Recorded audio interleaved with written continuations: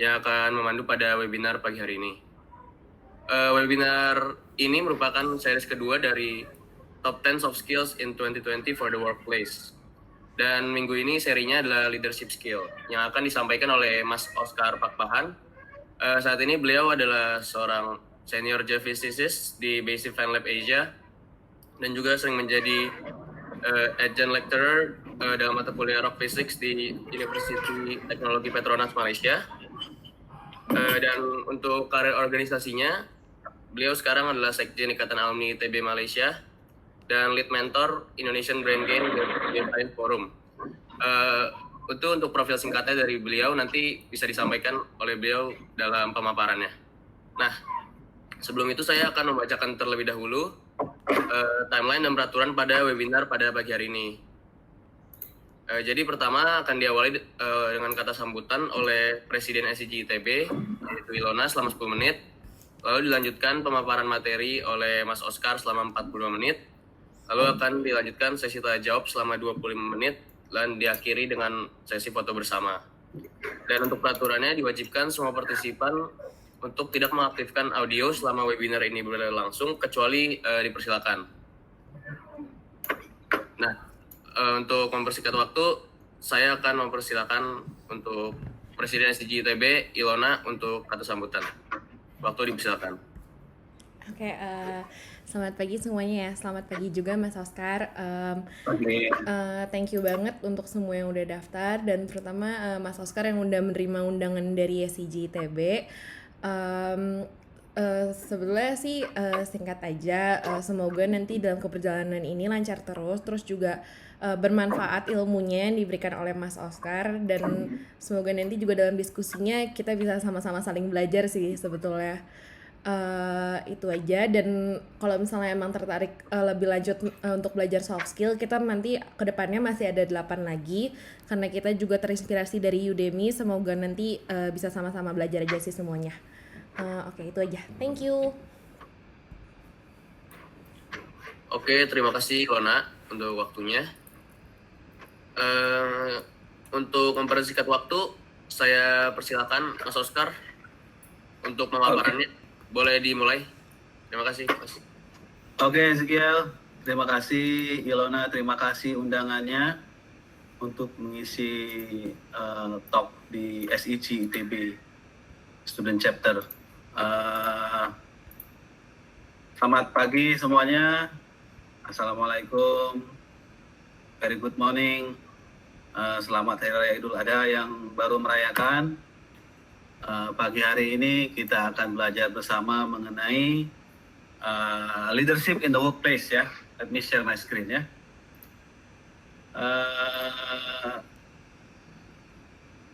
Oke, kelihatan screen saya? Kelihatan, Mas. Alright, oke. Jadi dari undangannya dari Ilona ini saya dimintain tolong untuk mengisi soft skill top 10 soft skill in 2020 ya for the workplace. So kalau kita lihat judulnya, kita fokus pembahasan ini adalah mengenai leadership itu sendiri dalam pekerjaan kita ya, di bidang pekerjaan kita, di organisasi kita, dimanapun kita berada, intinya itu ya. Nah, ini outline yang akan kita bahas. Saya ada 38 slide, tapi banyakkan gambar. Jadi first introduction, objektif, yang selanjutnya kita akan belajar organizational behavior, teorinya itu seperti apa. Terus leadership theory, ya kan? Terus 7 leadership habits, ini ada satu lagi setelah itu study cases itu ada beberapa, termasuk diantaranya di workplace, kita seperti apa menyikapi di mana kita berada, dan conclusion ya. Jadi overall kita akan belajar sama-sama mengenai organisasi sebenarnya dulu. Jadi introduksinya tadi kata Ezekiel, saya kerja saat ini di BFA. Selain itu juga saya kebetulan jadi lead mentor di Geoscience Forumnya IBG. Nanti saya jelaskan sedikit IBG. Saya adjunct lecturer di Rock Physics di University Teknologi Petronas. baru dapat pemberitahuan di extend lagi sampai 2022 sebagai adjunct lecturer. Setelah itu saya sempat jadi part-time lecturer di University of Malaya, UM, ya, UI-nya Malaysia, bagian Exploration Geophysics, ya, in Petroleum Geology Program, master degree. Terus saya jadi General Secretary IAITB Malaysia angkatan dari tahun 2011 sampai sekarang. Sempat jadi Vice President HAGI Kuala Lumpur. HAGI itu Himpunan Ahli Geofisika Indonesia. Dulu saya sempat jadi aktivis juga di ITB, ya. Nanti mungkin saya bisa cerita sedikit. Terus saya inisiator Free Seismic QI Course. Jadi dengan background yang saya punya ini, mungkin teman-teman juga ada yang pernah ikut. Mungkin Free Seismic itu semacam technical workshop untuk quantitative interpretation menggunakan software industri untuk mahasiswa Indonesia dan kita bagikan free. Alright, objektifnya pada kali ini sesuai dengan topiknya to share knowledge based experience ya in leadership in workplace. Jadi leadership itu bukan hanya diartikan sempit memimpin ya, bukan, tapi lebih ke arah sifat yang harus dimiliki ya, lebih ke arah kata sifat ya, bukan kata benda. Nah, selanjutnya untuk memberikan contoh juga ke generasi muda ya, kalian ini pelajaran untuk diingat gitu ya. Ketika kalian nanti jadi senior, kalian nanti jadi punya banyak experience ya, jangan lupakan country Ibu Pertiwi kita ya, Indonesia ya. Jadi kalau ada kesempatan cocok, nanti kalian sudah maju ya, jangan dimakan sendiri, jangan individual, jangan egois, tapi juga harus dibagikan ya, bagikan kembali ke negeri kita tercinta ya. Itu yang saya pelajari dari tokoh-tokoh bangsa kita ini ya. Oke, kita akan masuk ke organizational behavior ya. Apa sih organizational behavior? Kenapa saya jelaskan ini di pertama kali? Yang pertama tujuannya adalah kita harus tahu dulu di mana kita berada ya. Lapangan kerja, lapangan level kita tuh di mana, terus lapangannya apa ya. Nah, di organizational behavior ini kita menelusuri dulu apa itu organisasi atau kelakuan atau karakter organisasi. Jadi apakah itu organizational behavior ya? Jadi yang disebutkan di sini adalah group of people regularly working together to achieve common goals ya. Contohnya student group, family, company, etc. So teman-teman yang sekarang di SIG atau di himpunan mahasiswa Indonesia lain itu juga sama, harus mengerti dulu nih, kita tuh satu kumpulan yang mempunyai tujuan yang sama. Misalkan SIG, SCITB untuk mengembangkan keilmuan geofisika, itu jelas common goal, ada common goal di situ ya. Siapa yang terlibat? Ya kalian-kalian ini. Anggotanya siapa? Ya kalian-kalian ini ya. Nah, kita harus tahu. Nah, kalau saya nanti setelah lulus kerja, pertama saya punya tempat kerja atau perusahaan, tempat di mana kita bekerja. Yang kedua ada coworker, colleague ya, teman kerja ya. Dan yang ketiga ada sistem di situ bagaimana. Nah, kenapa kita belajar mengenai organizational behavior? OB itu organizational behavior ya. Tujuannya adalah untuk belajar how I and others role. Jadi peran kita apa, peran mereka juga apa. Jelas ya?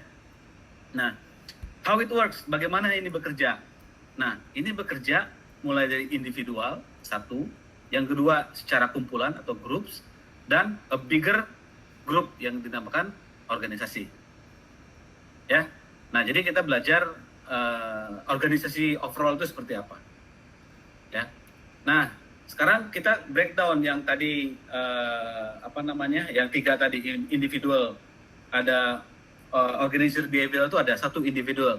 Individual biasanya itu related dengan berhubungan dengan job satisfaction atau kepuasan bekerja. Ya. Yang kedua motivation, ya, niatnya apa? Ya, kalian masuk organisasi di SCG, SC atau kumpulan studi kalian yang lain itu niatnya apa? Ya, pasti punya niat ya, nggak mungkin cuma iseng doang ya kan. Nah, yang ketiga empowermentmu supaya kita maju ya, ada kemajuan, ada progres ya. Selain itu yang bersifat dengan individual itu yang penting di sini adalah dari kesemuaan yang tadi, yang penting itu adalah etika ya, values, nilai-nilai, dan attitude. Ini yang paling penting. Ya, kalau kita breakdown lagi, di antara job satisfaction, motivation, empowerment, 3 ini yang paling penting. Ethic, values, and attitude. Ya. Nah, sekarang kita ke grup.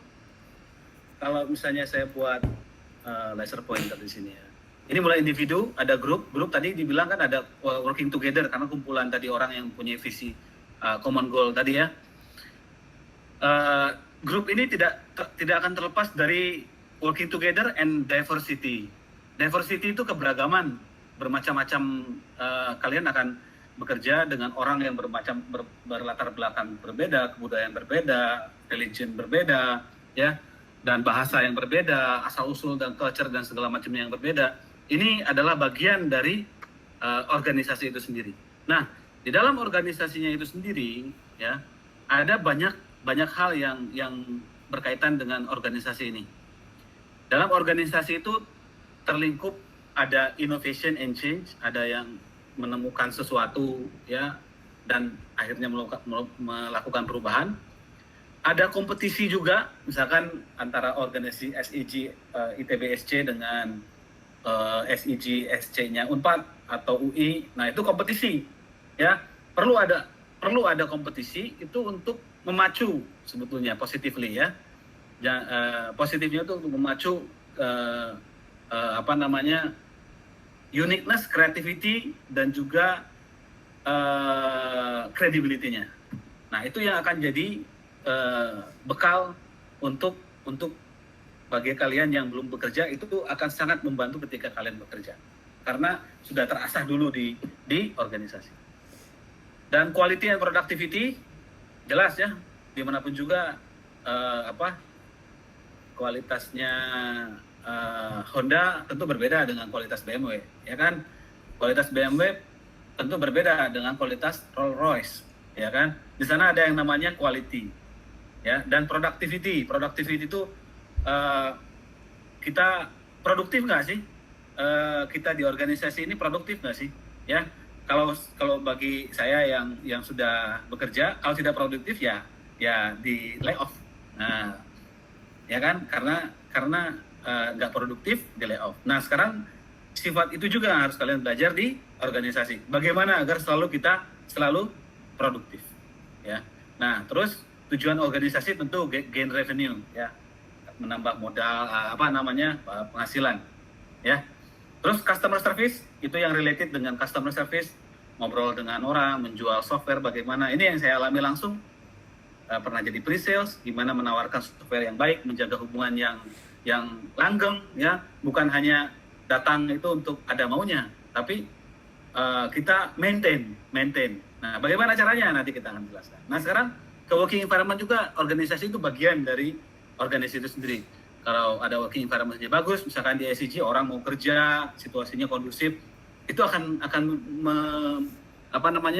berpengaruh kepada productivity. Nah, yang terakhir ada globalisasi. Jadi ya SCG itu ternyata tidak hanya di ITB saja, ternyata ada di Unhas, Unpad, UI, dan segala macamnya. Nah, itu agar kita mengerti, paham betul, ya. Selanjutnya 4 keilmuan yang terlibat di organizational behavior, ya. 4 keilmuan itu adalah sosiologi, psikologi, antropologi, dan social psychology, ya. Nah, ini yang di breakdown satu-satu. Sosiologi itu apa?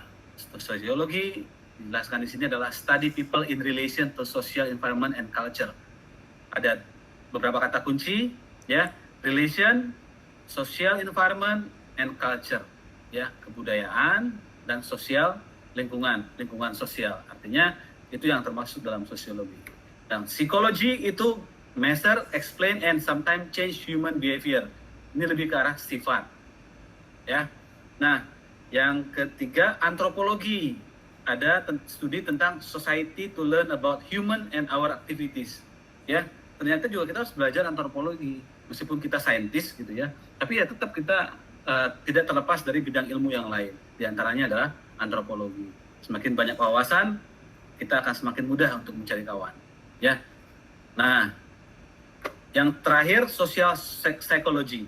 So, social psychology ini adalah studi tentang pengaruh people's influence, ya, pengaruh orang-orang kepada one another. Bagaimana kita persuade, ya, kita mengajak yang baik, bagaimana caranya, ya, seakan-akan tidak menyuruh tapi mendelegasikan. Nah, ini perlu dalam organisasi ini, ya. Apalagi dalam tahapan mahasiswa itu, bagaimana seorang yang organisasi mahasiswa itu kan kalian nggak dibayar, ya. Kalau di kantor, kalau di perusahaan kita ini, kalau kita nggak ngerjain, kalian dipecat, kalian nggak akan digaji. Tapi untuk organisasi ini, kalian itu nggak dibayar. Tapi bagaimana seorang leader atau punya sifat yang leadership yang baik, ya, menyuruh orang tapi tidak menyuruh. Karena menyuruh itu kan konotasinya tidak baik, ya, kurang baik. Siapa lo gitu kan, nyuruh gue gitu kan. Tapi kalau misalnya, oke, saya minta tolong, bisakah Anda bantu saya, atau bisa nggak saya delegasikan kamu? Ini kita bicara dengan cara yang baik itu seperti apa. Itu yang akan menentukan kita itu bisa align atau get along dengan orang lain, ya. Nah, kita ke leadership teori, ya. Ini kita akan belajar mengenai beberapa teori leadership. Di antaranya di sini ada berapa nih? 5, ya. Great man teori, ada trait teori, contingency teori, situational teori, dan behavior teori. Ini saya singkat aja, ya. Kenapa saya harus jelaskan ini? Karena penting, gitu. Ada orang yang bilang, oh, ternyata great man teori itu bilang bahwa pemimpin itu dilahirkan. Setuju nggak? Ya. Kalau saya sih tidak setuju. Nah, tapi ada juga, ya, kalau pemimpin itu dilahirkan. Contohnya misalkan biasanya kayak misalkan Bung Karno, ya, dilahirkan. Ternyata bapaknya juga ada seorang yang dihormati juga. Nah, Bung Karno punya anak. Nah, anaknya juga jadi presiden juga kan. Nah, ini ada contoh yang pemimpin juga, ya kan, ada supporting dokumennya gitu, ya. Supportingnya di Great Man History, Great Man Theory ini. Nah, sekarang kalau trait teori dia bilang sama juga dengan Great Man, tapi lebih ke arah psikologi atribut, ya, appearance, penampilan, berat badan, tinggi, ya, demografi, pendidikan, family background, ya, latar belakang keluarga, intelijensia, ya kan, terus bagaimana dia mengambil keputusan, terus, ya, penilaian dan pengetahuan. Trait teori itu lebih ke arah atribut, psychological atribut, ya.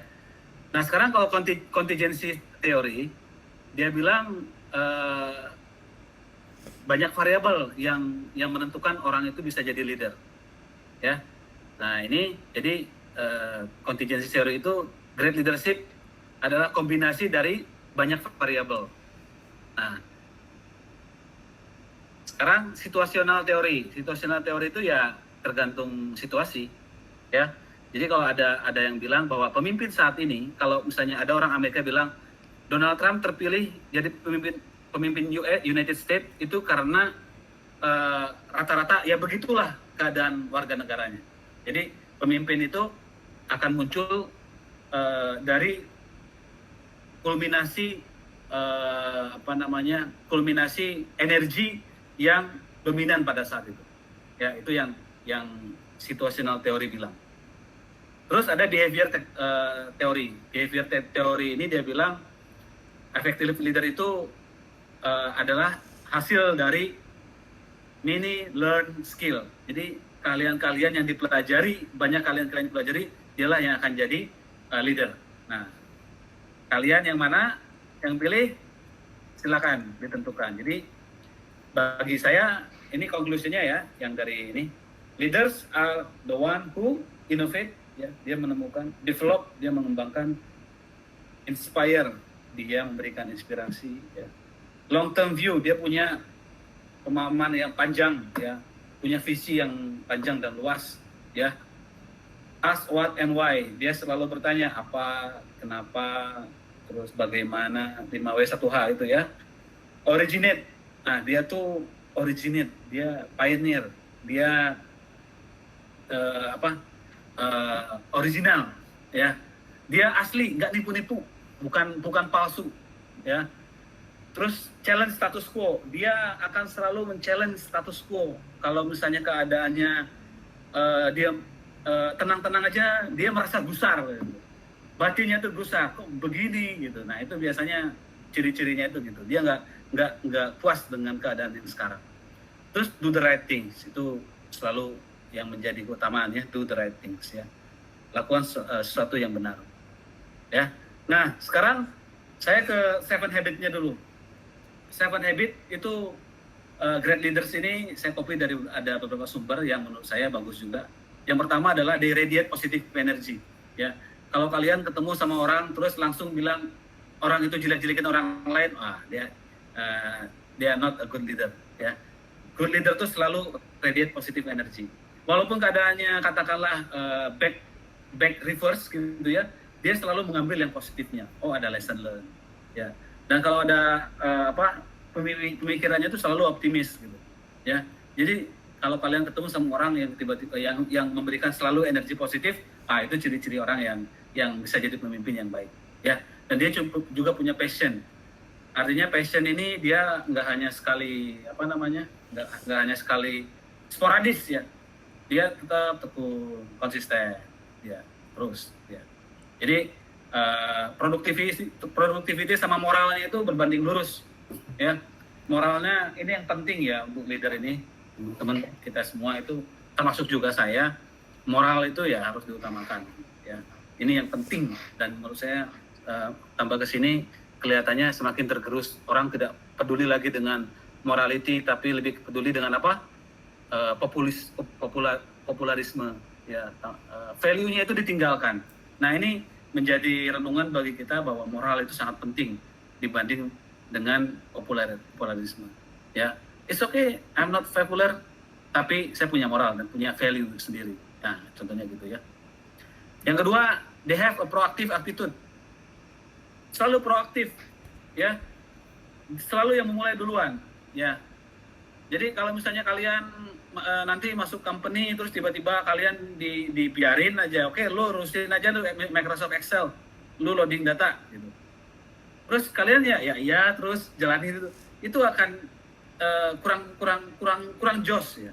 Proaktif di sini bagaimana kalau misalnya ketika kalian dihadapkan dengan Microsoft Excel jutaan data ya, harus berpikir, oke, gimana kalau saya buat makro memudahkan kerjaan saya, gimana saya menggunakan pivot table gitu ya, bagaimana saya menggunakan fungsi-fungsi di Excel memudahkan pekerjaan kita. Nah itu proaktif ya, karena kalian nggak akan diajarkan, believe me, kalian nggak akan diajarkan nanti di lingkungan kerja. Kalau tidak proaktif, ya, you are in a dead end, ya, mentok di situ. Ya. Dan apa yang terjadi? Ya kalian tidak akan berkembang. Kita tidak akan berkembang. Ya di situ-situ aja, ya. Yang kalian harus bedakan adalah ada 2 orang misalkan pengalaman 20 tahun, ya. Yang 1 orang ini 1 tahun kerjaannya diulang 20 tahun, sama juga kan 20 tahun pengalaman, betul, ya. Tapi yang 1 orang lagi dia punya dari pengalaman 1 tahun. Tahun berikutnya dia punya pengalaman baru, tahun berikutnya lagi dia punya pengalaman baru, sampai pengalaman 20 tahun yang berlainan. Lain kan? Ya, kualitinya ya. Yang satu pakai kacamata kuda, ngelihatnya ke depan terus, yang satu lagi broaden. Ya. Nah, ini adalah kunci dari salah satunya adalah proactive attitude. Yang ketiga, they delegate task completely, ya. Intinya adalah trust. Jadi kalau misalnya Ilona sebagai SEG mendelegasikan kepada Ezekiel jadi host. Jadi host yang benar, ya, harus proaktif, ya, rajin bertanya, mengendalikan acara dengan baik. Nah, dan yang lainnya juga ketika didelegasikan harus dikerjakan dengan baik. Jadi jangan lagi nanti Ilona nyuruh yang si A-nya nggak bisa, Ilona lagi yang kerjain. Terus yang B nggak bisa, Ilona lagi yang ngerjain. Semuanya aja dia gitu. Nah itu salah. Contoh yang nggak bagus. Tapi ketika kalian dikasih kepercayaan, lakukan kepercayaan itu akan dengan baik. Karena kepercayaan itu dibangunnya itu bisa sampai puluhan tahun. Tapi dihilangkan dengan sekejap saja, ya. Sekejap jarinya Thanos. Ya. Nah, yang keempat, they are approachable. Ketika ada yang nanya, ini biasanya great leader itu bisa didekati, bisa di approach. Gimana kalau kita nggak ngadain ini? Ayo, gitu. Itu pengalaman saya ketika ketika ngomong sama teman-teman yang di universitas, gimana bikin ini? Ayo, kalian bikin, ayo, ini bikin. Oscar datang, oke, itu approachable, ya. Dia jadi nggak somse ya, nggak sombong gitu ya. Jadi punya etik dan value dan attitude yang bagus. Itu yang dijelaskan tadi ya. Yang kelima, they do what they expect of others. Oke, Pak Oscar tolong di share mengenai leadership. Oke, jangan di share soal sales karena ini soal leadership. Nah, contohnya gitu. Oke, Pak Oscar, jadi analognya kalau kalian diminta bikin nasi goreng, ya, jangan bikin tumpeng gitu. Karena tumpeng itu bukan nasi goreng. Nasi goreng aja bikin gitu. Mereknya lain ya terserah, tapi ini nasi goreng. Gitu ya. They are accountable, bisa diandalkan ya. Pemimpin itu bisa diandalkan. Contohnya apa? Ini bukan masalah responsibility ya. Itu tapi masalah membuat sesuatu itu make things right. Ya, yang benar itu seperti apa? Accountable. Jadi kalau misalnya ada downline kalian yang mengalami kesulitan, ya kalian harus menjadi penyelesaiannya. Kasih jadi problem solver. Ya, they are accountable. Dari accountable itu kalian dituntut apa? Punya keahlian, ya. Punya keahlian, bagaimana caranya? Caranya belajar. Belajarnya dari mana? Nah, belajarnya bisa dari guru hidup dan juga guru mati. Guru hidup siapa? Orang tua, kakak, teman, saudara, guru, ya. Guru mati siapa? Buku, ya, internet, dan lain sebagainya. Yang ketujuh, they are decisive, ya, bisa menentukan. Oh, pokoknya harusnya begini. Yang lain bingung-bingung, ya udah gini aja. Gitu. Dia itu dituntut untuk decisive. Tentu dengan adanya decision ini ya, decisivity akan bersinggungan dengan resiko.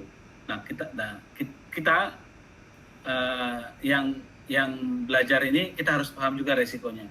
Resikonya apa? Itulah perlu namanya analisis dulu. Di SWOT dulu, kalian sudah belajar ya SWOT ya. Nah, strong, weakness, apalagi. Nah, itu semuanya di ini dulu. Jadi resikonya apa itu di breakdown dulu ya. Ini masa-masa yang indah itu ya ketika kita dihadapkan, kita ngobrol sama teman, brainstorming sampai pagi, minum kopi gitu ya. Kita decision terus nanti pelaksanaan teknisnya seperti apa, siapa yang ngajaga di sini, siapa yang harus nempel-nempel, siapa yang harus ketika ada pembicaranya datang kita harus ngapain, siapa yang memulai harus bertanya, harus macam-macam itu diinikan detail betul-betul ya. Nah, jadi tujuannya itu adalah summary-nya radiate positive energy ya. Proaktif, delegate task completely, artinya di sini ada faktor trust, kepercayaan. Mereka mudah didekati ya. Mereka melakukan apa yang kehendak orang lain harapkan ya. Mereka dapat diandalkan dan mereka bisa memutuskan ya. Nah, selanjutnya kita belajar leadership in the workplace ya. Leadership in the workplace ini saya breakdown jadi beberapa poin. Yang pertama adalah individual kontributor. Ini yang penting ya. Kalian ahli apa? Seismik, oke. Non-seismik, oke. Whatever. Ya. Yang mesti penting di sini adalah perform your role very well. Ya. Kalau kalian ahlinya coding, jadi ahli coding di situ. Kalau kalian ahlinya geolistrik, jadi geolistrik di situ. Kalian ahlinya geomagnet, jadi geomagnet di situ. Kalian ahlinya processing, seismik, interpretasi, ahlinya di situ. Bring your expertise and hit the deadline. Itu yang penting, ya. Karena kalau nggak ada deadline, ini nggak bisa jadi indikasi kita orang yang mumpuni. Jadi hit the deadline. Kalau bisa 1 week before deadline kalian udah selesai. Nah, sisanya review. Ya. Selain itu, selain perform role very well sebagai individual kontributor, kalian dituntut untuk mengembangkan skill orang lain. Ya. Caranya bagaimana? Get along with team members. Ya. Jadi jangan individualis, jangan egois. Itu udah peraturan untuk masuk international society, international company. Ya. Get along with team members. And get along with client. Kalau kalian punya klien, saya di sepanjang 15 tahun pengalaman ini, saya 11 tahun di service company dan 4 tahun di oil company, operator company. Jadi 11 tahun meniti get along dengan with klien itu terasa sangat sekali connection itu sampai sekarang itu saya bangun ya. Jadi biasanya saya ngajak makan ke calon-calon klien saya dulu.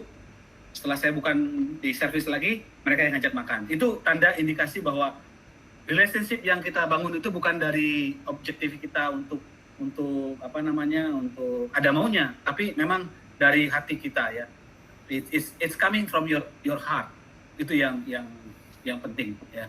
Terus handle pressure well ya. Semua orang banyak tekanan ya, termasuk kalian juga lah, cuma levelnya berbeda-beda ya kan. Nah tapi handle pressure well ini di sini kita harus gain trust. Caranya gain trust apa? Ketika disuruh A, kerjain A, selesai. Datang B kan, kerjain B, selesai. Datang C, selanjutnya orang akan percaya. Oke lah, pergi ke Silona aja. Ya.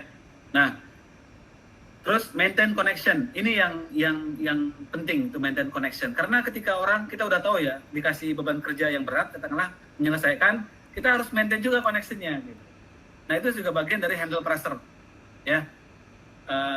Analognya ketika kita dikasih kerjaan 1 hari untuk nyelesain 12 sumur, katakanlah analisa rock fisiknya gitu Pak. Sehari. Biasanya pekerjaan dari seminggu gitu ya. Jadi sehari. Itu orang akan ngelihat gitu. Bisa nggak nih orang ini gitu kan. Terus ketika kita show and tell session gitu ya. Ini analisanya begini. Orang akan ngelihat. Oh, bisa juga nih sehari. Hati-hati nih orang ini kan gitu.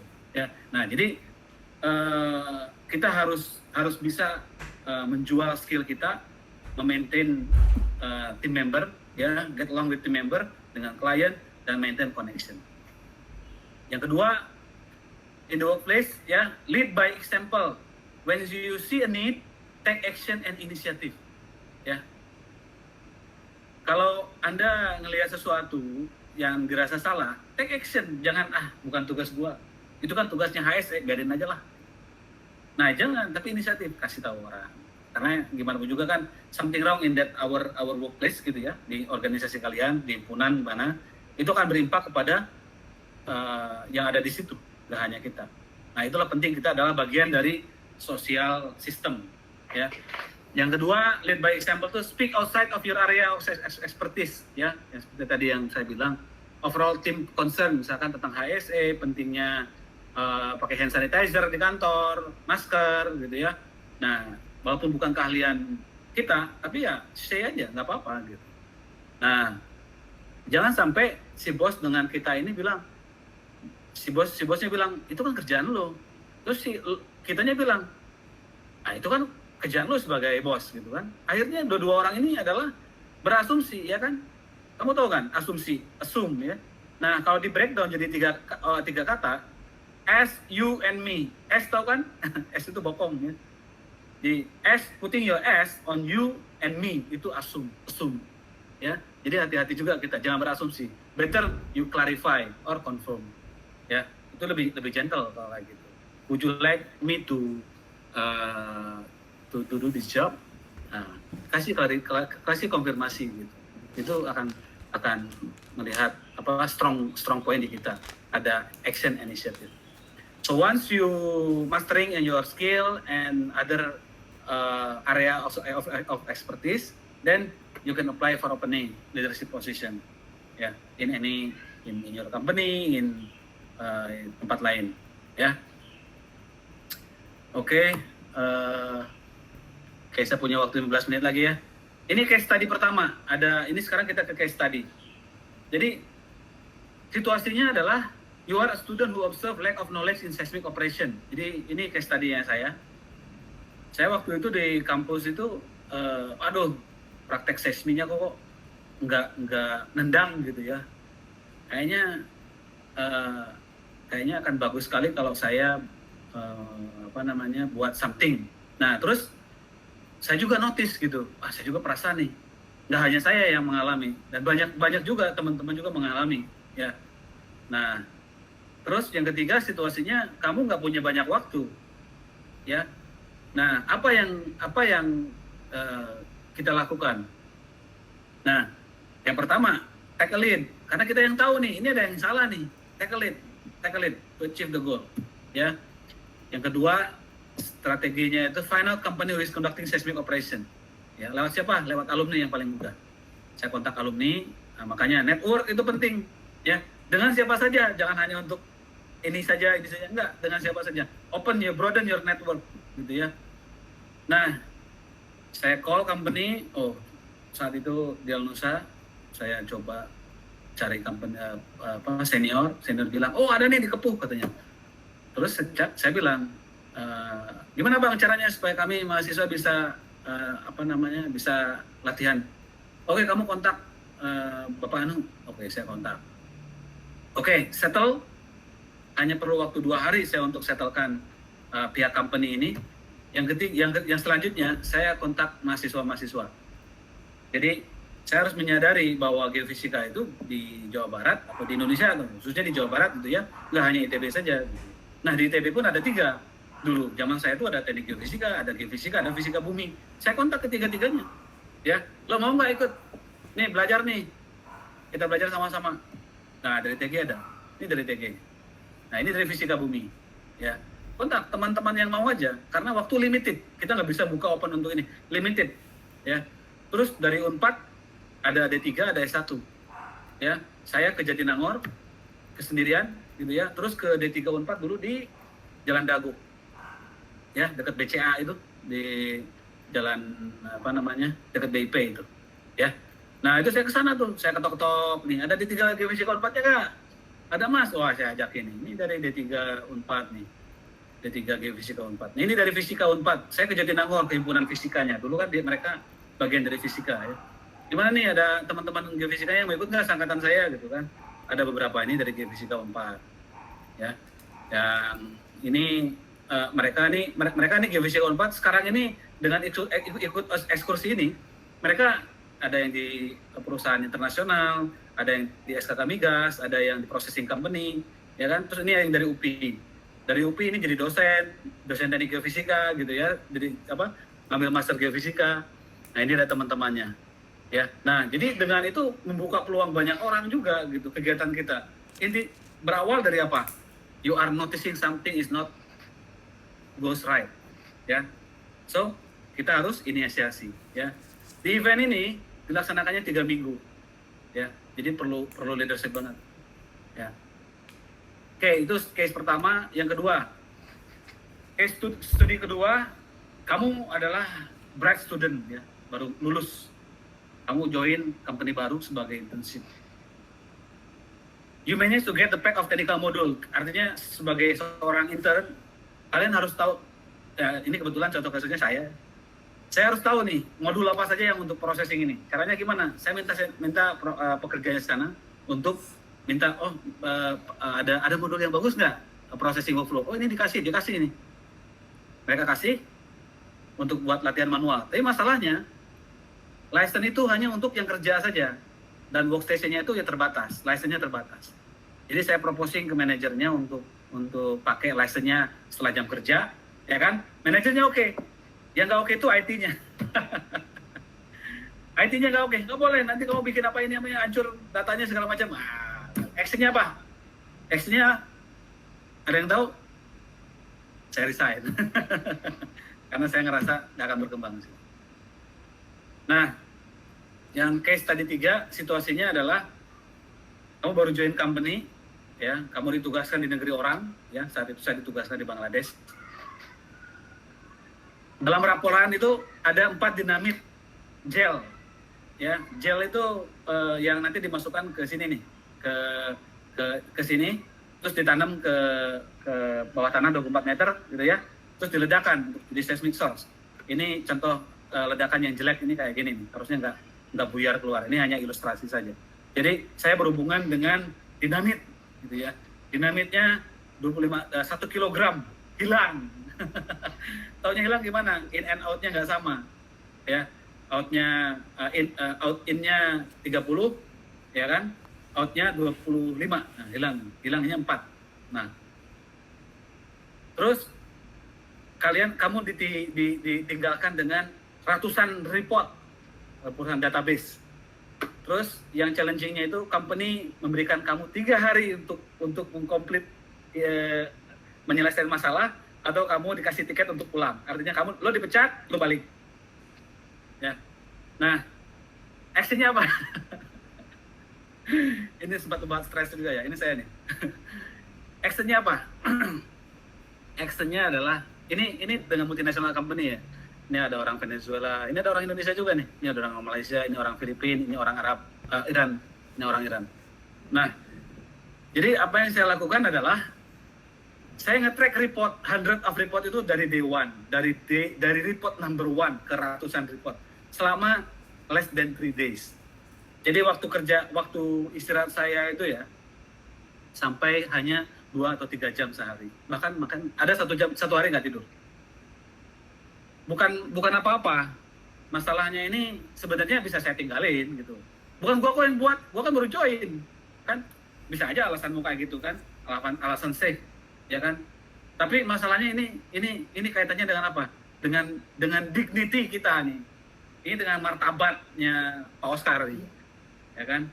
Nah, dari situ kita mulai. Why-nya itu ya kenapa? Karena ini berkaitan dengan dignity. Kalau kita berhadapan dengan dignity itu all out.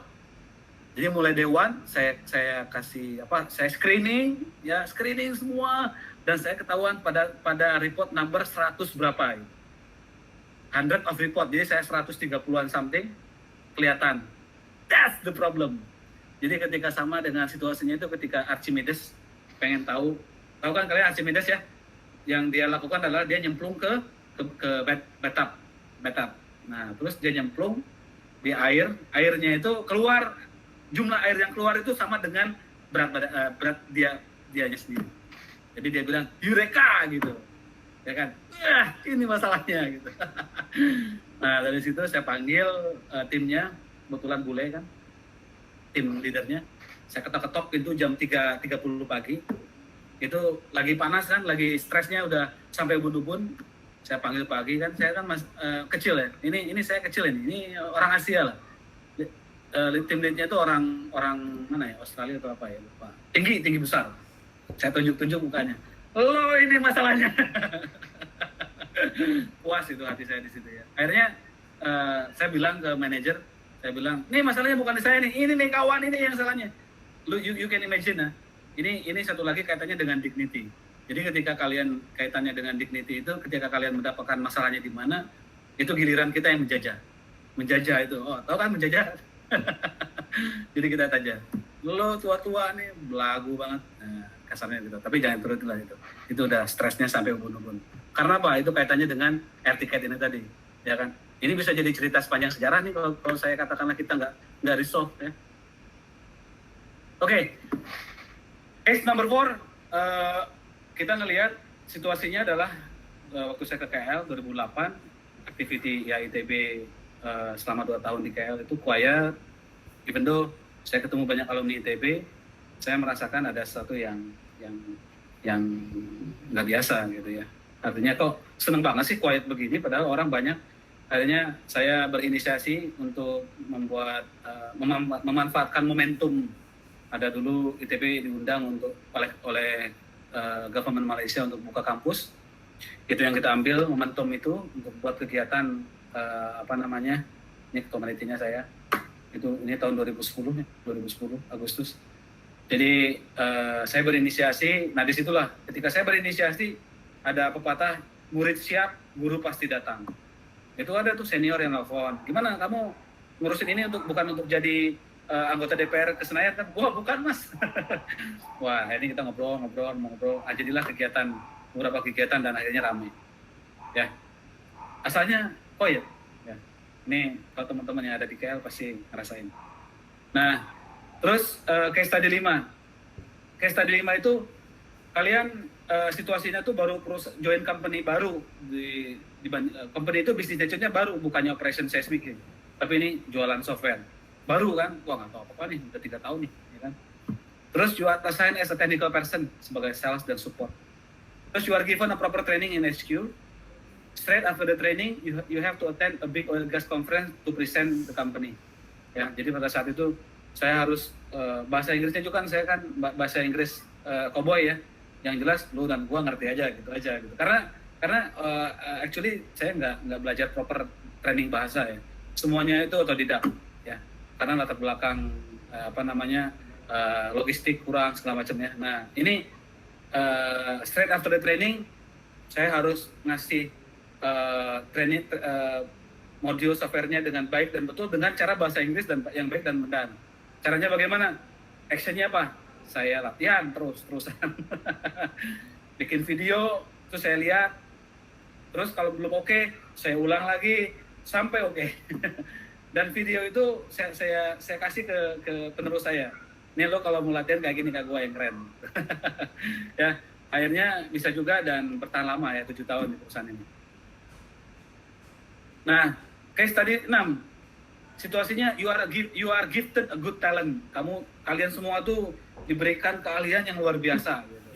Terus kalian diberikan broad connection. Sekeliling kalian tuh koneksinya luas.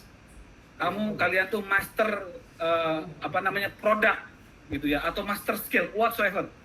Ya, di alam semesta itu kalian lah yang master.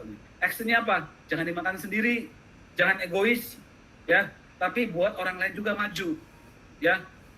Lakukan aja dengan sendiri, ya. Nanti juga akan bola itu kayak efek bola salju. Awan yang kecil, kalau niatnya baik itu akan membesar dan semakin membesar, ya. Jangan khawatir, ya. Nah itu ini yang saya lakukan. Saya kasih software training karena bagi saya ada 2 kunci untuk keberhasilan kegiatan itu. 1, konduktornya siap. Konduktornya di sini adalah saya. Yang kedua, topiknya harus siap. Itu 99% berhasil. Sisanya itu di bagian pihak lawan, pihak lain. Dalam hal ini katakanlah UI, Undip, Unpad, UPI. Sisanya itu di mereka. Tapi bagi kita, itu di kitanya itu harus siap, 100% ready. Itu saja yang ini. Seperti misalkan Ilona dengan SCG-nya siap, pembicaranya siap, itu nggak ada alasan untuk agenda ditunda, misalnya gitu. Ya, dan itu untuk diniatkan, ya, bukan cari popularitas, bukan. Yang tadi dibilang tadi, ketika kalian punya something, ya, itu buat kalian untuk orang lain itu maju. Ya, karena itu value-nya yang sebenarnya itu di situ.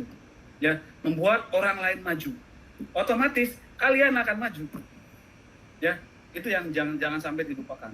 Ya, sebagai generasi merah putih itu kita diajarkan untuk gotong royong. Ya, ingat ya, gotong royong. Yang ke-7 sama juga, you are gifted by good talent, broad connection. Oh, training saya aja kayaknya akan hanya, kalau saya aja yang bikin nggak bagus juga dong. Saya harus mengkader orang-orang lain sehingga bisa seperti saya, bahkan lebih hebat dari saya. Nah, untuk itu kita bikin Indonesian Brain Gain Design Forum. Ya, ini dari chiefnya, ini kebetulan lulusan ITB juga, geologi 84, ya. Dia ketua ITB Malaysia juga, Pak Sigit.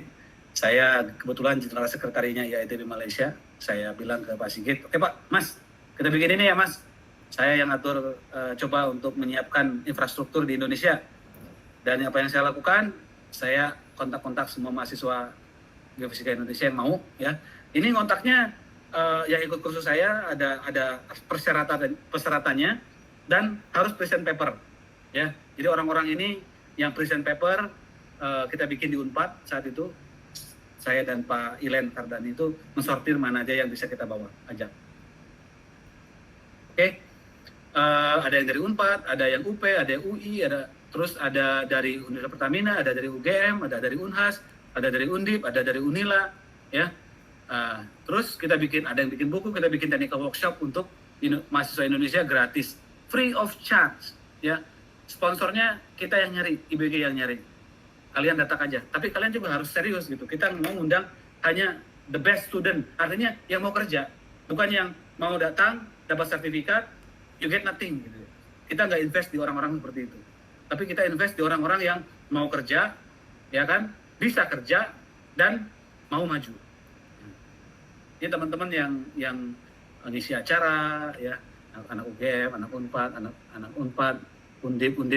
Ini dari Unpad sama dari UI, mereka kerja bareng, ya kan. belajar presentasi di depan, ya kan, jadi mentor, ada yang undang jadi pembicara sekarang, banyak yang diundang jadi pembicara padahal umurnya masih muda-muda. Nah begitulah, jadi harus ada generasi yang bagus, ya. Nah kita bikin ada Obama datang ke Jakarta, kita undangin tuh mahasiswa-mahasiswa geofisika tuh, saya undangin, yuk ikut, ketemu Obama langsung. Padahal untuk masuk sini itu kita dapat free tiket ya, apa namanya, jalur tol tiket. Jadi kita nggak ngantri panjang kayak orang lain. Kita ada connection di kedutaan Indonesia. Jadi semuanya kita bagi. Ya. They very proud gitu ya. Nah ini bahwa nanti diharapkan mereka ini bisa compete dengan international community dari Indonesia, gitu ya. Tetap ada yang namanya kaderisasi dan juga technical juga kita kasih. Gitu ya. Nah ini beberapa acara mereka semakin solid, gitu ya. Mereka bisa kerja gerak sendiri, ya udah bagus. Jadi mentor yang baik itu menghasilkan mentor-mentor, ya. Jadi terus saja gitu. Organisasi yang baik itu harus jadi leader-leader semua, gitu. Jangan dikip jadi pesuruh, jangan. Tapi mereka itu harus jadi leader. Tapi awalnya harus kerja, memang. Ya. Nah, conclusion-nya kita sampai kepada penutup. Conclusion-nya adalah leader is one who knows the way, goes the way, and show the way. Itu kata John Maxwell. Terima kasih. Itu aja. Ada pertanyaan? Silakan. Oke, mantap Mas. Makasih banget nih tadi pemaparannya. Sangat menarik, sangat memperkaya wawasan kita sih. Dari segi leadership, terus case study-nya juga menarik. Mungkin sekarang kita lanjut aja nih Mas ya ke sesi tanya jawab. Ya. Silakan. Mungkin teman-teman saya bacakan dulu peraturannya. Untuk yang ingin bertanya, bisa dipersilakan langsung nulis nama beserta pertanyaannya di kolom chat. Terus yang ingin bertanya melalui mic juga bisa tulis namanya di kolom chat dan bilang kalau ingin bertanya melalui mic. Nanti baru saya persilakan, baru boleh open mic.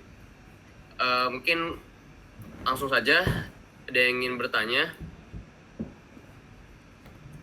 Materi bisa di-share, sinyal putus-putus. Oke, nanti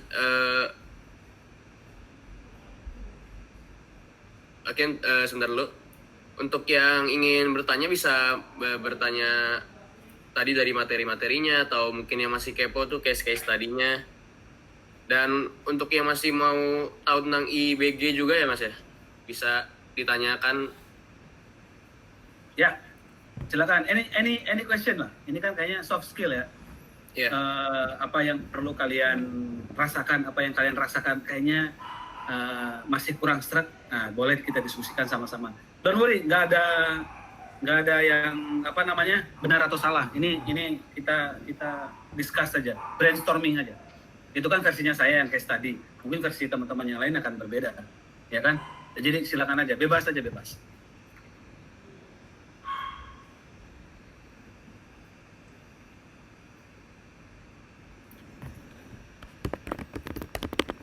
Oke, teman-teman. Tuh Ilona tuh mau nanya. Langsung aja Ilona pakai mic. Presiden kok ngetik. Iya Mas, perkenalkan. Ini udah boleh kan ya, J? Iya. Ya, sudah dimulai kok. Saya tanya jawab. Mau nanya nih, perkenalin aku Ilona dari SIG. Mau nanya Mas, tadi kan ada yang bagian maintain relationship ya buat kedepannya ya. Nah itu mau nanya dong kayak tips and triknya gitu, lebih lanjutnya gitu gimana. Kadang kan soalnya emang kalau misalnya nyari koneksi itu mungkin lebih gampang ya dibanding maintainnya ya. Ya. Nah itu sih Mas yang aku masih penasaran, soalnya masih kayak banyak kesulitan aja untuk nge-maintain itu sama orang-orang. Kayak thank you. Good. Bagus. Itu pertanyaan bagus. Langsung saya jawab ya. Tips and tricksnya sederhana Ilona. Yang pertama, kalau kamu tahu, saya ini case study saya ya. Saya ada klien orang Australia. Saya bantu pekerjaannya, lebih kurang saya bantu untuk data loading, untuk first pass analisis gitu ya. Yang kedua ya saya bantu ya. Yang kedua saya tanya hobinya apa. What is your hobby? Saya bilang. Hobi saya itu makan sushi. Karena dia udah tua kan 60-an ya. Dia makan sushi. Akhirnya apa yang saya lakukan? Saya makan sushi. Kita saya ajak makan sushi. Gimana kalau Steve makan sushi yuk, gue yang traktir. Gitu. Akhirnya dia mau, oke, why not? Gitu kan, terus datang. Kita ke sushi, makan sushi gitu ya. Terus saya tanya lagi latar belakang keluarganya, karena tapi saya jelaskan dulu. May I introduce my background family? Oh, diskusi santai, ya kan? Saya jelaskan siapa saya, asal keluarga saya, istri saya, anak saya, segala macam. Terus dia bilang, oh, akhirnya dia menceritakan menceritakan latar belakangnya. Oh, dia punya anak tunggal perempuan, sekolah hukum, sekarang di New Zealand, segala macam. Nah, terus dari situ saya tahu kan hobinya dia. Terus yang kedua, saya tahu latar belakangnya. Jadi religinya apa? Gitu. Oh, I'm a Catholic katanya. Oke, saya tahu Katolik kan. Nah, saya maintainnya adalah ketika ada hari raya Katolik, katakanlah Ascension of Jesus Christ atau Christmas gitu ya. Saya kasih card, dan saya kasih card even either pakai email atau pakai WhatsApp. Sekarang pakai WhatsApp lebih mudah ya. Nah, saya maintain itu. Saya kirim kartu selamat hari Natal ke dia. Terus kalau ada masa liburan, saya tanya ngapain aja liburannya. Sekarang kita masih keep in touch meskipun dia sekarang udah di Jerman, saya di sini gitu ya. Nah, terus yang sekarang ini itu tips ya, tanya hobi sama maintain itu dengan kasih, misalkan lagi lebaran misalnya connection kamu gitu ya, kasih kirim kartu undangan lebaran, selamat hari Idul Fitri, selamat hari raya haji ya. Yang hal-hal sepele seperti itu ya, katakanlah bagi orang lain mungkin akan very special untuk orang-orang yang memang menganggap bahwa connection itu sangat perlu. Ya, itu dua itu aja dulu, hobi dan latar belakang religion. Itu nanti akan berkembang ke yang lainnya. Gitu Ilona. Jangan ragu-ragu. Boleh nggak ya begini.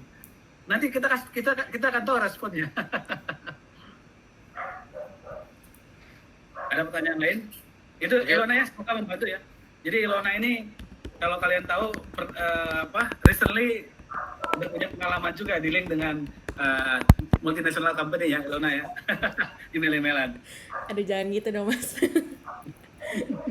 Oke, untuk Ilona, apakah masih mau ditanggapi atau sudah cukup? Udah sih itu aja. Thank you banget, nanti coba deh Mas ke depannya.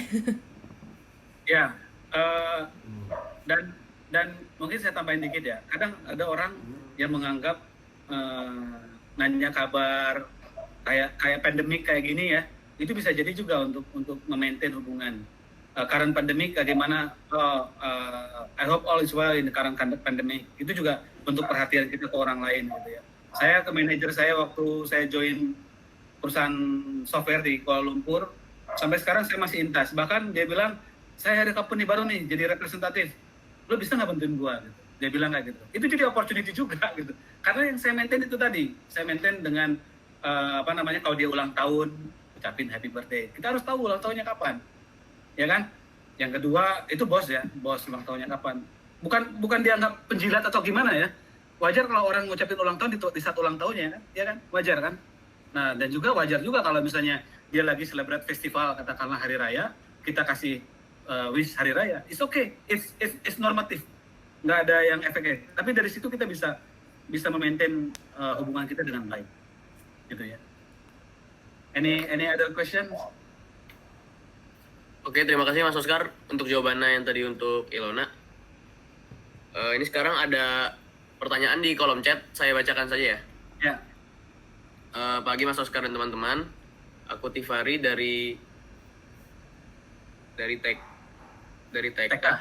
Teknik kimia kali. Gak apa-apa, go ahead. Tadi disinggung beberapa kali tentang doing the right thing. Sebenarnya skopnya luas banget sih, tapi bagaimana kita tahu bahwa tindakan yang dilakukan atau keputusan yang diambil adalah the right thing? Sama mau nanya lanjut dari pertanyaan Ilona juga, bagaimana cara membatasi hubungan agar tetap profesional walaupun dekat? Atau tidak perlu dibatasi?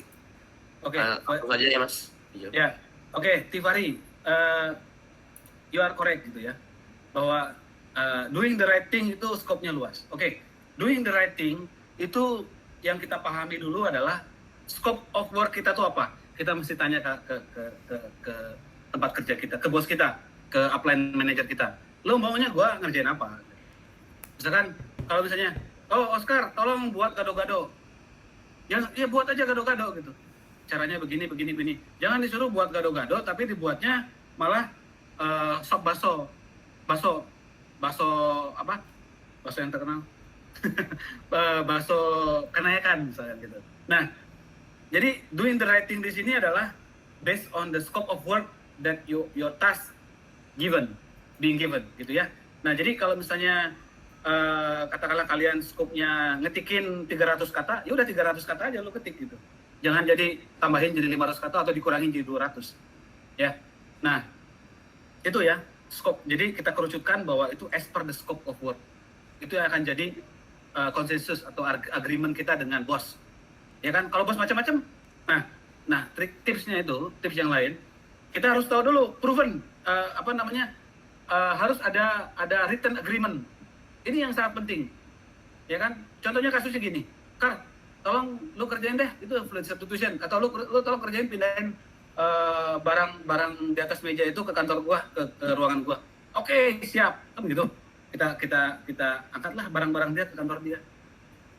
Terus tiba-tiba bosnya nanya lagi, gua kan nyuruh barang yang itu aja, kok kenapa lo bedain semuanya gitu kan? Lah, lu kan tadi nyuruh, akhirnya itu akan debat berkelanjutan. Lain halnya, kalau misalnya dia nyuruh saya, Oscar tolong ambilin barang di atas meja, oke. Terus saya kasih email ke dia, Dear my lovely boss, gitu kan, as per our discussion, you ask me to bring your stuff on this table to your office desk. Ada written evidence. Jadi kalau bosnya marah-marah, lu kok pindahin semuanya?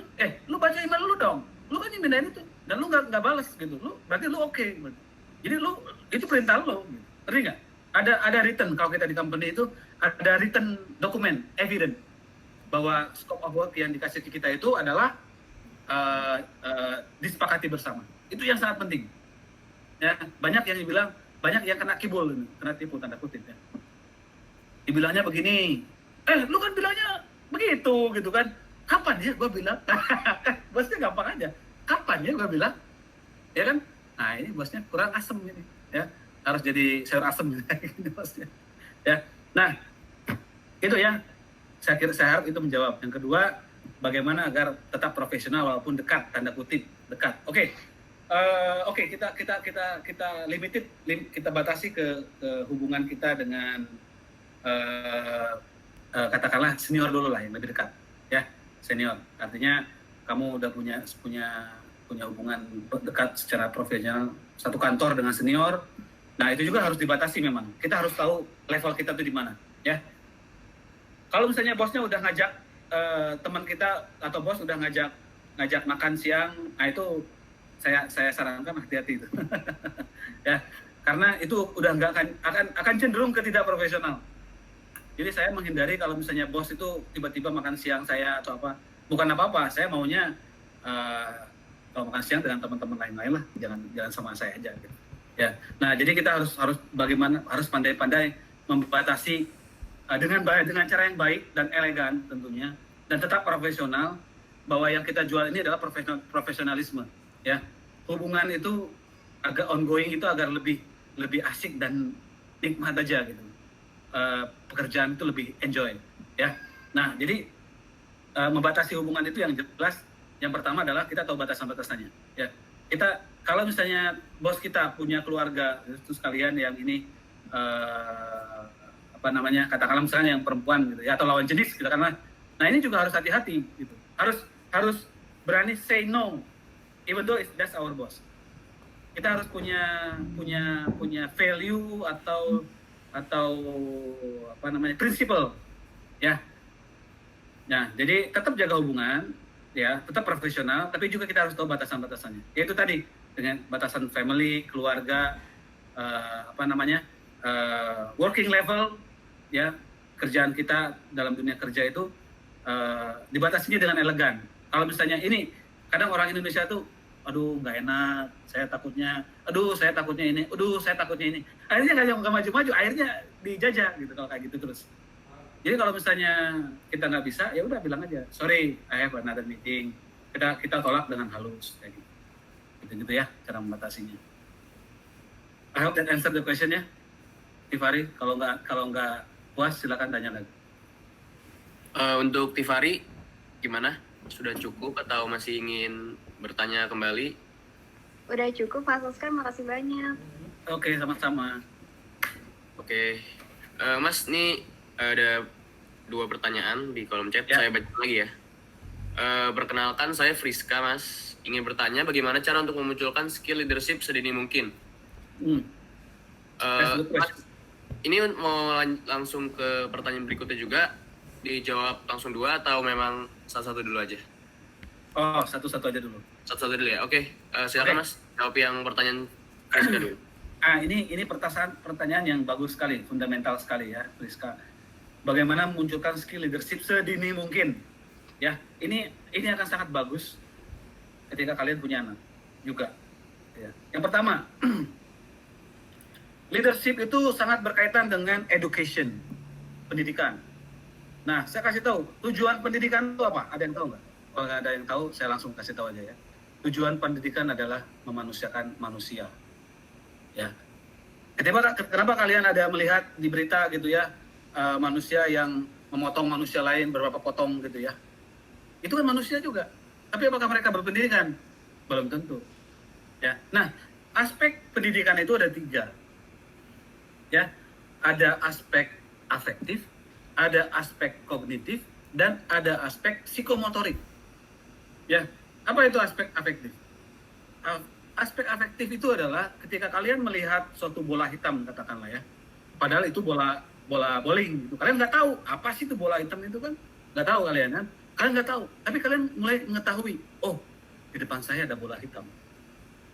Nah, terus kalian gali-gali bola hitam ini, kalian putar-putar, oh ada bolongnya 3, ada yang 2, ada yang 3, ada yang 5 gitu ya.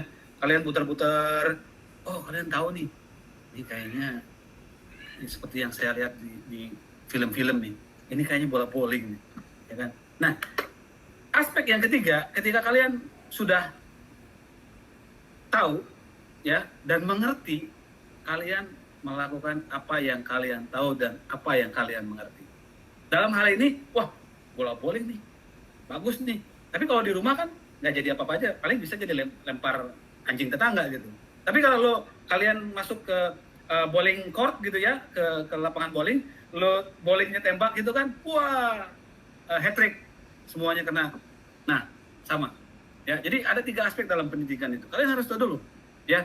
Nah, dari yang tidak tahu menjadi tahu, dari yang tahu menjadi mengerti, dari mengerti kalian mengetahui apa yang kalian tahu dan melakukan apa yang kalian tahu dan apa yang kalian mengerti. Itu aspek psikomotoris. Nah, dari 3 aspek ini, leadership itu bisa dipancing dengan cara apa? Itu mengoptimisasi otak kiri dan otak kanan kita. Ya, otak kiri itu untuk apa? Untuk hitung, ya kalian belajar seismik, belajar coding segala macam gitu ya. Hitung-hitung, analisa matematik, fisika gitu. Nah, terus ada kalian untuk merasakan, rasa otak kanan. Kalian cinta sama orang tua, kalian cinta sama saudara, rekan kerja, ya. Itu aspek optimisasi otak kiri dan otak kanan itu dilatih dengan apa? Untuk melatih leadership, bermain. Coba kalian main apa? Kalian hobi main apa? Friska hobinya main apa? Ya. Nah, caranya itu adalah dengan bermain. Dari bermain itu akan muncul ide-ide. Ya, misalnya kamu suka main apa? Friska, katakanlah main badminton, katakanlah.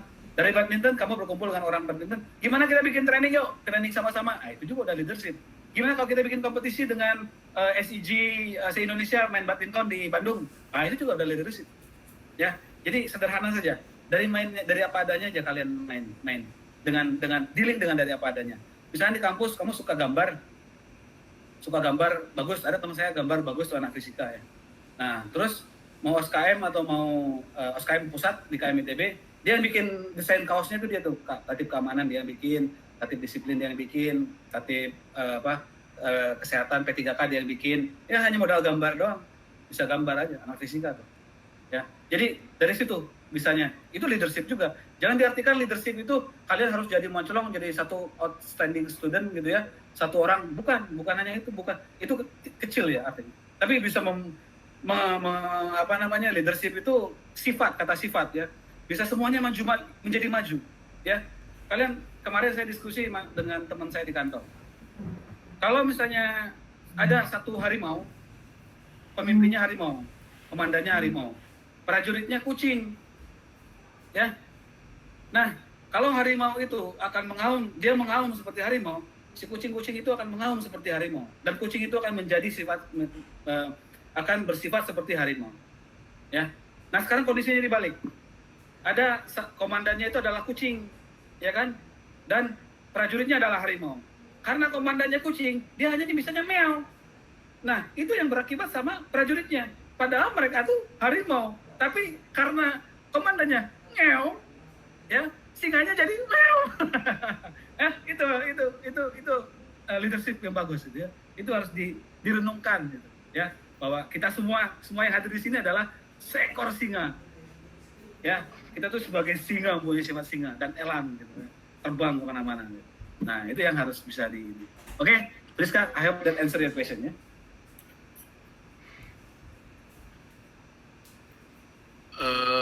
Oke Mas, ini dari Friska ada pertanyaan lagi. Dilanjutkan yang Friska dulu aja Mas berarti ya. Apa masalah leadership pada leader-leader di zaman sekarang? Maksudnya mungkin zaman pandemi seperti ini ya, dan bagaimana cara mengatasinya Mas? Oh, masalah leadership itu para leader-leader di zaman sekarang dan bagaimana cara mengatasinya ya. Kalau saya lihat sebenarnya masalah leadership di kita itu, coba kalau kalian bandingkan ya, di Indonesia ini cukup webinar itu luar biasa menjamur di mana-mana, betul? Mulai dari IAGI, mahasiswa, semuanya itu menjamur di mana-mana. Itu yang saya di Malaysia, di Kuala Lumpur, di sini juga ada greget gitu ya, tapi tidak segreget di Indonesia. Itu kalau kita lihat secara keseluruhannya. Dari connection saya di Facebook, di LinkedIn, mereka juga ada di sini, di teman-teman Malaysia. Ada juga beberapa yang bagus gitu ya, yang initiate, yang jadi leadernya gitu ya. Tapi saya nggak ngelihat segregetnya itu di Indonesia. Ya. Nah, jadi itu yang jadi menurut saya Indonesia, orang-orang kita itu banyak olah rasa. Jadi bikin itu bagus itu inisiasinya. Jadi menurut saya leadership di kita itu not bad at all lah. Di sini di Malaysia juga not bad at all lah. Tapi menjamur itu yang saya lihat lebih menjamur di Indonesia. Nah, sekarang permasalahannya mungkin bukan permasalahannya, perenungan atau way forward-nya untuk leadership di kita itu adalah bagaimana tidak hanya teori, tapi langsung action. Artinya, okay, you can good in social media gitu, but is it proof in your reality? Gitu. Jadi itu yang harus dipertanyakan juga, ya. Menurut saya, ya. Jadi lead by example itu memang adalah PR untuk kita semua, untuk sama-sama melakukan apa yang berdasarkan keahlian kita itu, apa yang bisa kita sumbangkan di saat pandemik ini, misalkan gitu. Jadi tidak ada sekat-sekat, tidak ada pembatasan-pembatasan. We are Indonesian, as one country, multi-ethnic, multi-background, multi-culture, itu yang harus kita olah menjadi a big power. Gitu ya. Nah, kalau misalnya dihabisin dari segi perbedaan, habis kita. Tapi kalau perbedaan itu dijadikan sebagai sesuatu yang value, ya, itu akan jadi sangat powerful. Sama dengan United States, mereka juga berbeda-beda, tapi mereka bisa jadi negara adidaya kan. Jadi itu yang jadi harus kita pahami. Ya, I hope that answer also. Priska. Next. Oke, Mas, pertanyaan selanjutnya ada dari Rahma nih. Rahma dari TGITB. Ya. Mas Oscar kan dulu aktivis di kampus, ingin tanya pengaruh dari menjadi student aktivis di kampus yang Mas rasain di dunia profesional. Oh, ya Rahma, pengaruhnya sangat berpengaruh sekali. Pengaruhnya adalah, jadi mungkin teman-teman nih ya, di kampus itu kita dari di ITB misalnya itu di kader. Biasanya senior tuh yang kader tuh kita senior. Jadi salah satu kewajiban bagi saya itu mengkader juga kalian gitu. Karena saya juga dapat dari senior. Saya masuk angkatan 2000, senior saya angkatan 82, 80, ada 90 dari berbagai jurusan, memberikan value, katakanlah value, etik, moral kepada saya, salah satunya gitu ya, untuk bekal hidup saya.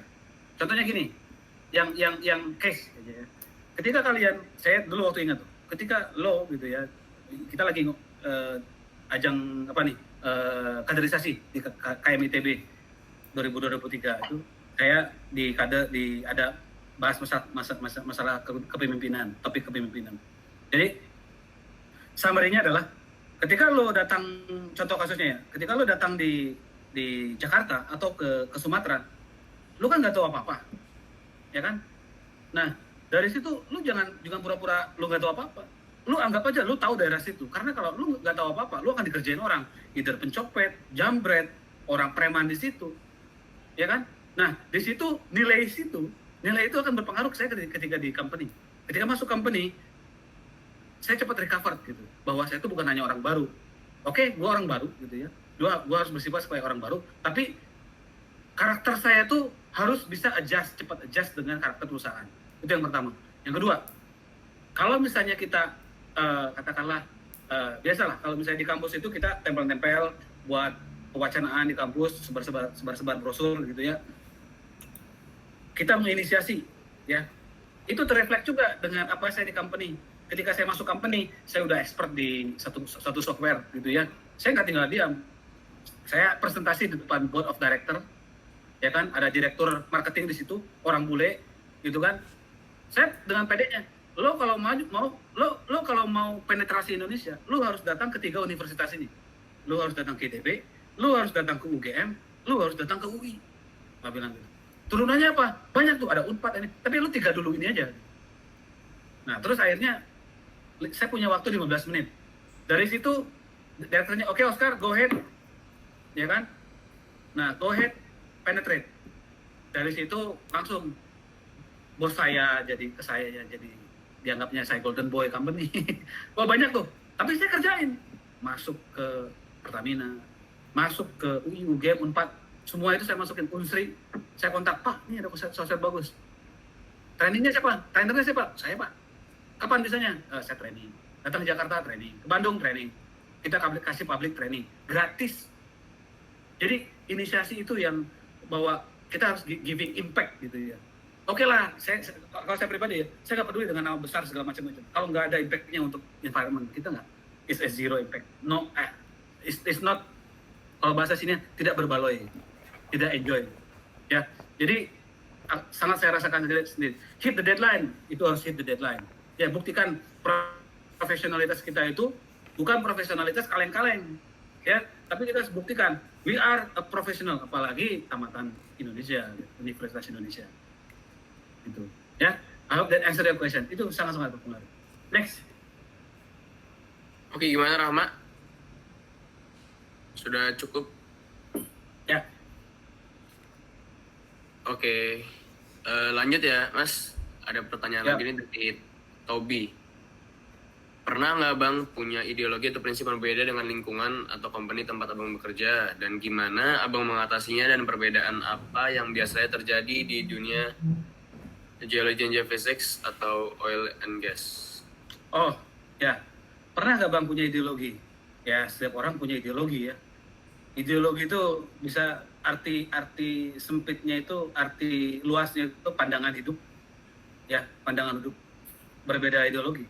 Ideologi itu bagi saya itu adalah sesuatu yang private, ya, sesuatu yang private. Dan impact-nya kalau kita memahami sesuatu itu private, kita nggak boleh impose value to others. Artinya kita nggak boleh maksa. Ya. Kebetulan saya di Indonesia itu bekerja, selama karir saya itu hanya 6 bulan di Indonesia. Sisanya saya di luar negeri. Jadi berkegiatan dengan tim member itu ada saja. bergesekan itu biasa saja. Artinya, as long as he's not imposing value to myself, I have no problem at all. Begitu juga dengan saya nggak bisa mengimpose atau memaksakan value saya ke orang lain, karena dia juga punya masing-masing ideologinya. Jadi yang harus dipahami adalah kita pertama ya kita harus punya prinsip hidup ya.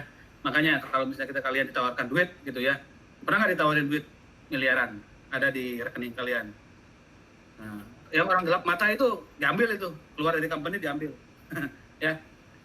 Tapi kalau orang yang punya prinsip, this is not my money ya, this is company money, ya go ahead, company money, hanya lewat saja, it's okay gitu loh. Jangan jadi oportunis ya, jangan aji mumpung. Nah itu sama dengan prinsip ya.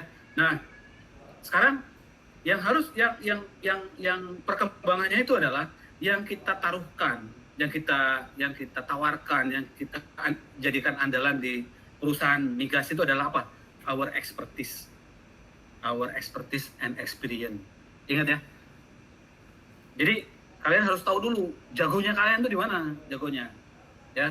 Nah, kalau sudah tahu, baru itu yang kalian jual gitu, ya. Nah, terus nggak hanya cukup menjual, itu technical, tapi juga interpersonal skill, soft skill yang dari SC program ini juga yang harus kalian tahu, diantaranya leadership itu, ya. Nah, jadi mengatasi perbedaan itu simple aja, as long as selama tidak memaksakan, jangan, nggak apa-apa. Tapi kalau lo maksa, ayo kita mau pakai apa gitu, ladenin gitu. Kalau lo maksa, ladenin aja. Jadi bukan berarti saya nggak pernah ribut sama senior angkatan 65, 70. Kalian mungkin nggak percaya. As long as it's not imposing value. Jadi di ITB sendiri ya, di alumni sendiri juga banyak yang berhaluan macam-macam ya, berhaluan pandangan macam-macam. Tapi kalau udah karena saya katakanlah sebagai sekretaris jenderal gitu ya, kalau lo impose nggak bisa lo mau tanda tangan gua nggak akan mau tanda tangan. Kenapa? Gua sekjennya, lo apa gitu. Nah itulah mulai kan kita menunjukkan who we are-nya itu di situ. Gitu.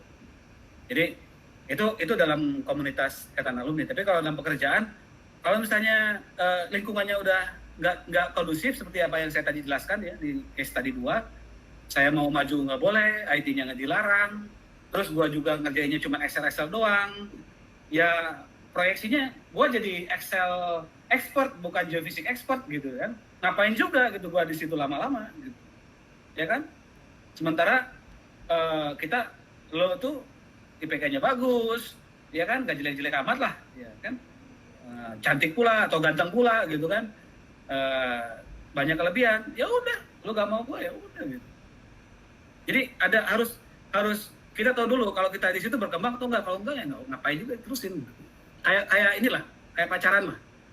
Kalau misalnya nggak cocok ya ngapain juga diterusin gitu. Ya. Oke, I hope that answer your question. Oke, untuk Tobi, apakah cukup atau ingin bertanya lagi? Cukup Bang, makasih Bang ya. Sip, mantap. Oke, Mas. Jadi karena waktu sudah 11.24 dan ini ya. Di kolom chat ada pertanyaan terakhir, jadi pertanyaan penutup aja kali ya Mas ini ya dari ya. Paulus Unila ini. Izin bertanya, Pak, setelah dirasa punya skill tapi seringkali seperti belum memperoleh momen untuk membuktikan dan mengembangkan skill kita karena mungkin terlalu banyak pertimbangan, apa yang harus kita lakukan? Karena mungkin terlalu banyak pertimbangan. Jangan banyak pertimbangan. Kalau kalian dirasa punya skill gitu ya, makanya tadi 7 prinsip great leaders itu kalian harus decisif, kalian harus bisa menentukan, ya. Ingat, harus bisa menentukan. Jadi kalau misalnya menimbang-nimbang itu oke, bagus, itu bagian dari analisa, tapi harus juga dengan action, ya. Momen itu harus cari momentum, ya. Kalau saya diajari kalian ya, saya di atas waktu kalian gitu ya. Kalian, saya punya skill, katakanlah saya punya skill coding, katakanlah ya, contoh case-nya saya punya skill coding, terus sekarang tuh lagi booming coding gitu loh. Nah sekarang saya harus punya momen, kita harus momentum, misalkan ada machine learning, katakanlah pakai Python ya. Kalau saya jadi kalian, saya akan ngutak-atik Python pakai coding saya, keahlian skill saya.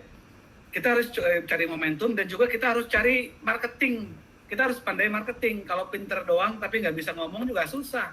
Itu yang juga dihadapi dengan beberapa keluhan di kantor-kantor ya. Kalau kita ngomongin lagi makan siang, ada beberapa, oh ini kok anaknya pinter gitu ya, tapi kok sendiri aja kerjanya. Terus di sisi lain, ini anaknya biasa aja, tapi dia bisa mengayomi banyak orang gitu. Dan orang-orang lebih suka ke yang anak yang bisa mengayomi, bukan ke anak yang pinter. Ya, dan itu reality gitu. Jadi momentum itu harus kita cari dan harus kita lakukan. Ya, sama gitu ya. Saya lihat berita bahwa ada anak presiden jadi maju jadi calon wali kota gitu ya. Ya, menurut saya itu momentum karena semua orang punya berhak untuk nyalon kan, itu kan semua hak warga negara. Contoh, ya. Nah sekarang kalian punya skill coding gitu ya.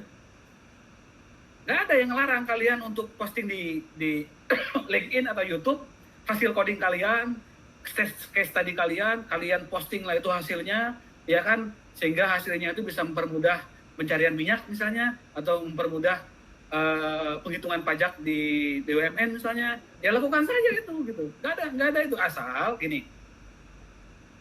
Saya kasih tahu bahwa ada namanya aspek legal ya, aspek legal. Kadang kita nyomot, itu juga berlaku untuk saya atau profesional lain.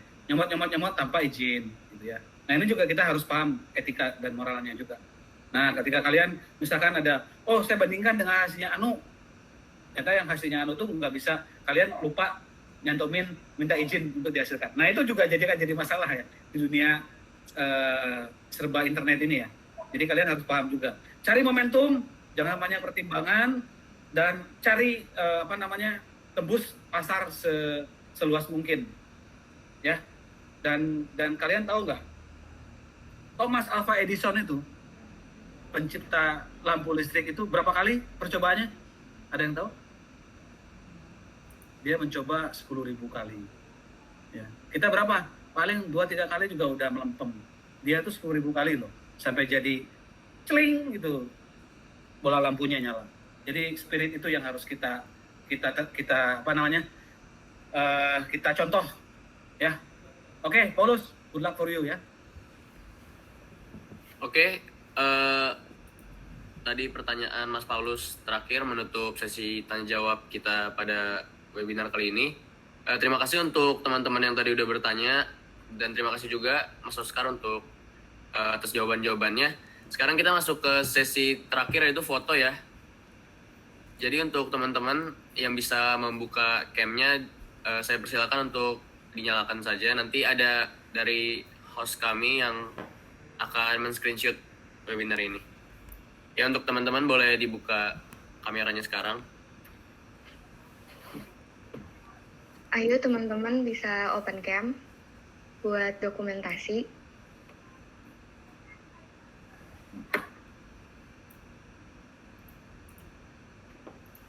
Ya, let's go.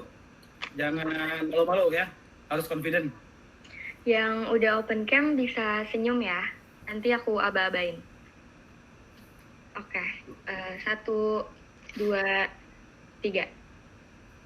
Sekali lagi, 1, 2, 3. Oke, makasih.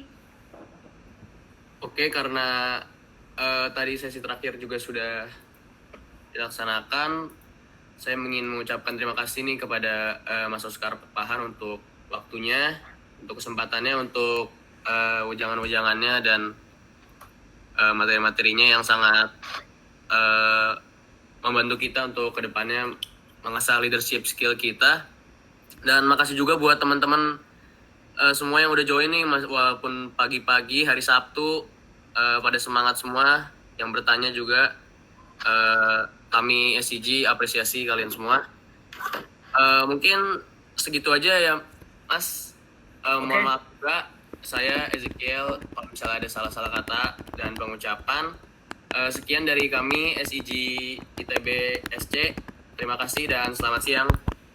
Oke, selamat siang. All the best. Thank you. Thank you. See you again. Thank you semuanya. Ya.